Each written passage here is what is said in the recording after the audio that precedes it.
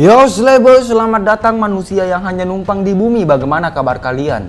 Kembali lagi bersama saya BGP Corps, yang kali ini saya akan memberikan alur cerita sebuah film Korea lagi berjudul Exit. Jadi tanpa banyak kicauan, hirauan, himbauan, dan tatanan masyarakat, kita langsung saja. Namun sebelumnya jangan lupa bersyukur bahwa kalian masih bisa bernafas hari ini, sehingga kalian membuat grup WhatsApp bernama Purbalingga. Pura-pura bahagia padahal enggak. Dan ingat passwordnya adalah what the fuck everybody segini bambam cu. Siapa yang kentut dibawa ke rumah sakit, tak kentut dibawa ke rumah tak bera-bera. Dan mari kita hitung bersama. 3 potong kompas, langsung 1. What the fuck.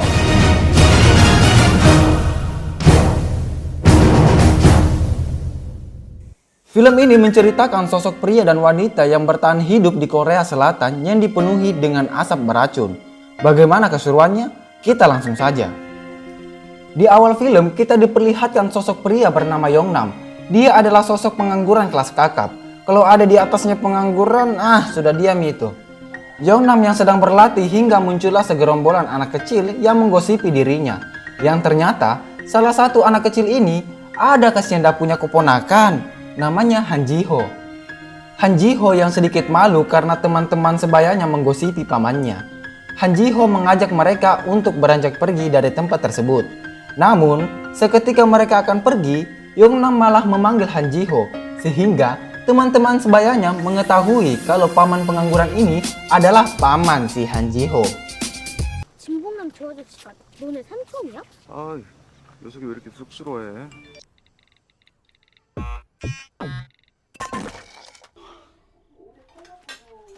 Scene berpindah di kediaman Yongnam yang terlihat ayah dan ibunya sedang menonton television intro dari BGP Corps.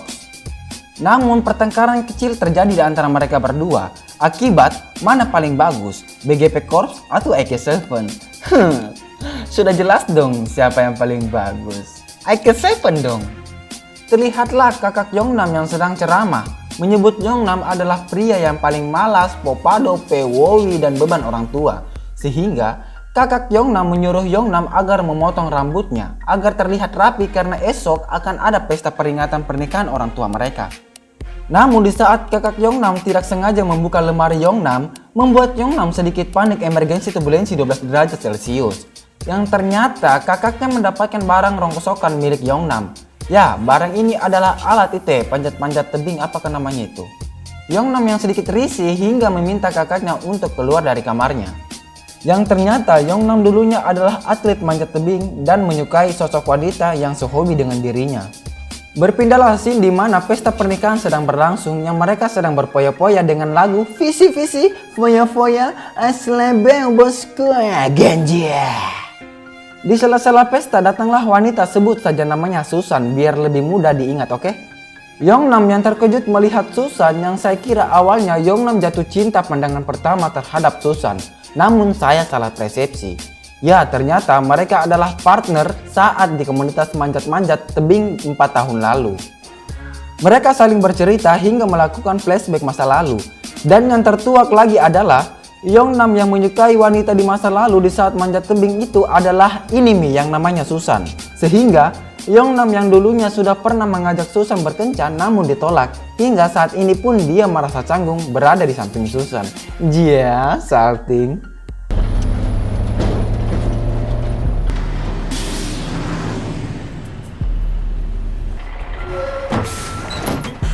Nah, di sisi lain ada sosok mobil moleng yang sedang parkir di tempat terlarang. Dan terlihatlah sosok pria misterius yang entah apa yang ia akan lakukan sekarang ini. Namun karena saya adalah lulusan sarjana manajemen dan saya meminta tim BGP Corps untuk mencari tahu apa yang ia lakukan. Alhasil, tim BGP Corps mendapatkan isu bahwa lelaki ini akan melepaskan gas beracun dari mobil moleng ini. Sehingga gas beracun yang berwujud asap ini menyelimuti kota dan siapapun yang menghirup asap ini akan mengalami luka bakar, gagal ginjal, buta map, dan hit parah.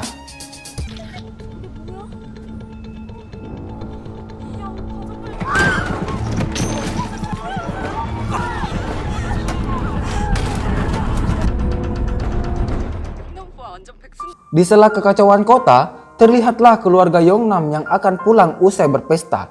Namun terjadilah ledakan yang begitu tajam setajam silet, yang membuat kaca gedung pesta mereka hancur. Dan inilah bagian-bagian terepiknya berada.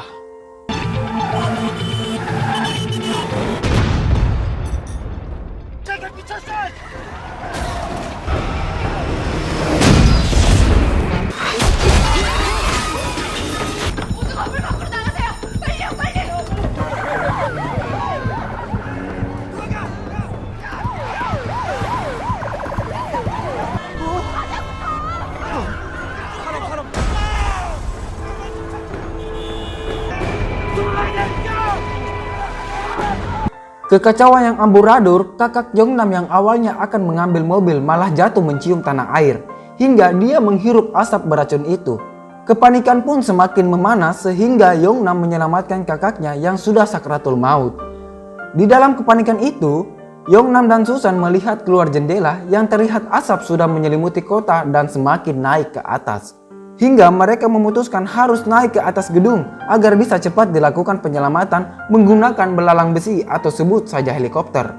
Namun sialnya ketika mereka sudah tiba di gedung paling atas, pintu satu-satunya malah terkunci dan mau tidak mau harus ada yang mengambil kunci itu di ruang keamanan.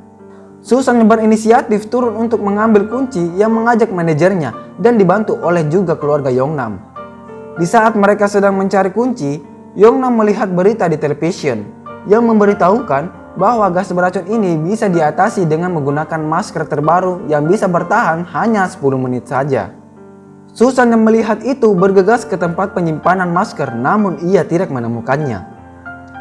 Di sisi lain, Yeongnam yang melihat keluar jendela dan akan melakukan sesuatu.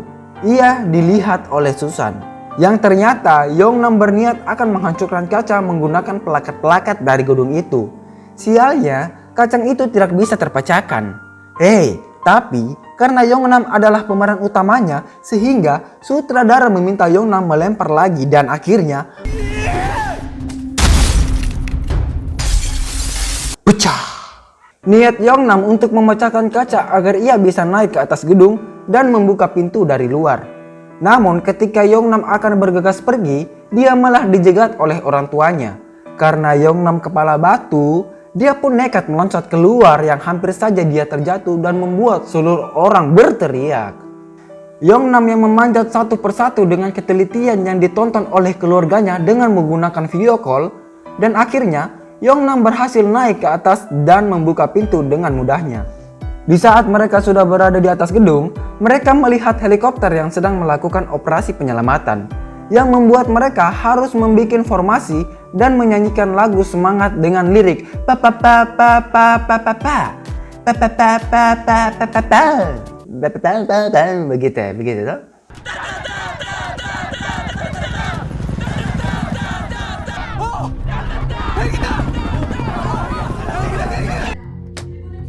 간판 전멸 중인 빌딩의 요구 조작 사수 발견. 경로 변경하겠습니다. Dengan usaha mereka, akhirnya mereka dapat diselamatkan. Tapi filmnya belum selesai.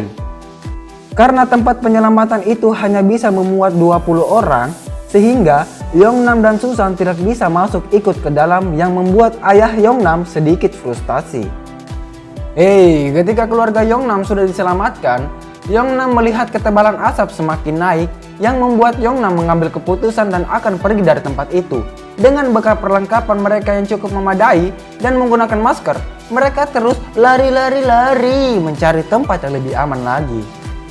Ketika mereka sudah berada di gedung lumayan tinggilah, namun sayangnya asap sudah semakin meninggi juga. Dan Yeongnam menyadari bahwa maskernya sudah melewati batas pemakaian dan menggantinya yang baru, lalu meninggalkanlah Susan. Susan yang ditinggal sendiri, dia pun berinisiatif untuk naik ke atas gedung kecil ini. Dengan keahlian memanjatnya, hingga dia berhasil naik ke atas. Dengan sedikit marah karena Yeongnam pergi meninggalkannya, datanglah Yeongnam menggunakan tangga. Yang ternyata, Yeongnam pergi untuk mencarikan masker baru untuk Susan. 어디 가는 거야? 어디가?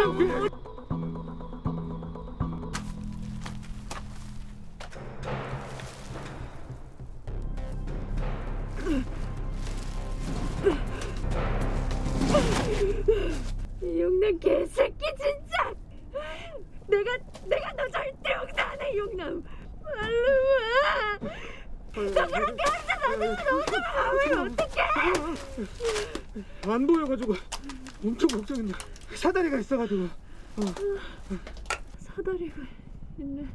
Seusai Yongnam mengganti masker Susan, mereka melanjutkan mencari tempat yang tinggi dan beristirahat sejenak, dan membuka baju perlindungan mereka yang terbuat dari plastik. Dengan usaha mereka pun mendapatkan gedung aman lagi sambil menunggu bantuan. Yang sialnya, gedung sebelah mereka ada sekumpulan siswa yang terjebak. Dan ketika helikopter datang menjemput Yongnam, yang terpaksa Yongnam dan Susan mengerahkan helikopter untuk menyelamatkan siswa yang terjebak. Sehingga Susan dan Yongnam gagal lagi untuk diselamatkan. 왔다.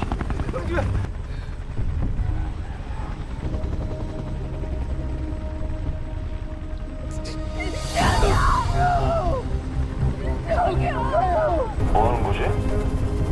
왜들 저래? 화살표다!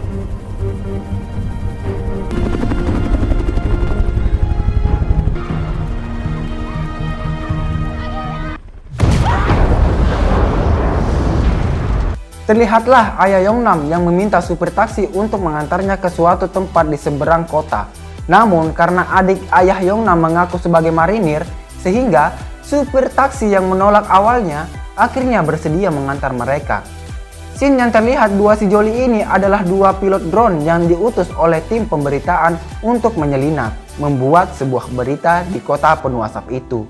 Namun ketika mereka sedang menerbangkan drone, datanglah ayah Yongnam melihat mereka. Sehingga ayah Yongnam membayar dua sejoli untuk menerbangkan drone-nya ke gedung awal penjemputan mereka. Kembalilah Shin, Yongnam dan Susan yang terus bergegas pergi ke gedung tinggi lagi akibat asap semakin meninggi. Namun di sela-sela mereka berlari, muncullah sosok drone yang ternyata drone itu milik dua sejoli. Sehingga ayah Yongnam sedikit lega anaknya masih hidup. Tapi sialnya, datanglah polisi yang akan menangkap mereka karena melakukan pemberitaan gelap. Ketika salah satu polisi melihat Yongnam di layar handphone dua sejoli, polisi terkejut dan ikut menyaksikan aksi mereka. Nah, salah satu dua sejoli ini menelpon tim pemberitaan untuk segera menyiarkan berita hasil tangkapan layar menggunakan drone, yang membuat aksi Susan dan Yongnam disiarkan secara langsung di dalam berita. Dan hal ini saya tidak ceritakan bagaimana aksi mereka karena kalian harus menontonnya. 점으로 전해드립니다. 누나 삼촌이랑 아까 그 누나야.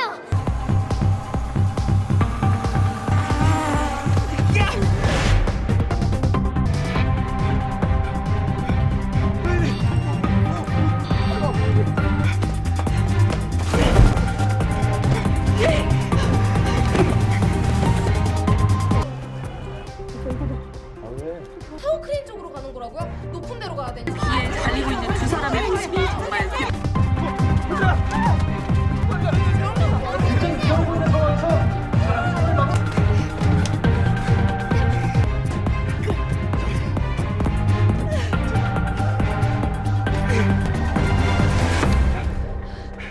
Tibalah Susan dan Yongnam di gedung tinggi lainnya. Namun, drone yang menemani mereka tiba-tiba error sehingga menabrak dan terjatuh yang membuat seluruh penonton dan keluarga Yongnam bersedih kembali. Di saat Yongnam dan Susan sudah putus asa dan saling berpelukan, heroiknya lagi muncullah sosok drone yang begitu banyak. Ya, drone itu milik para warga yang ahli dalam menjadi pilot drone yang akan membantu Susan dan Yongnam. Dalam adegan ini saya tidak ceritakan lagi karena kalian harus menikmati adegan berikut.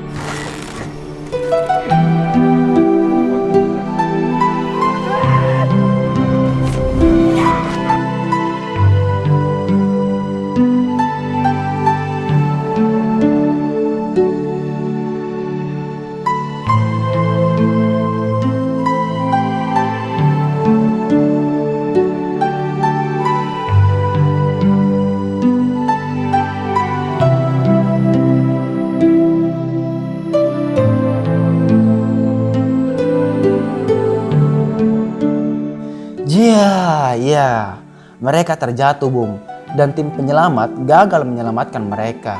Eits, tapi salah satu tim penyelamat melihat menggunakan teropong yang ternyata mereka, Yongnam dan Susan, selamat.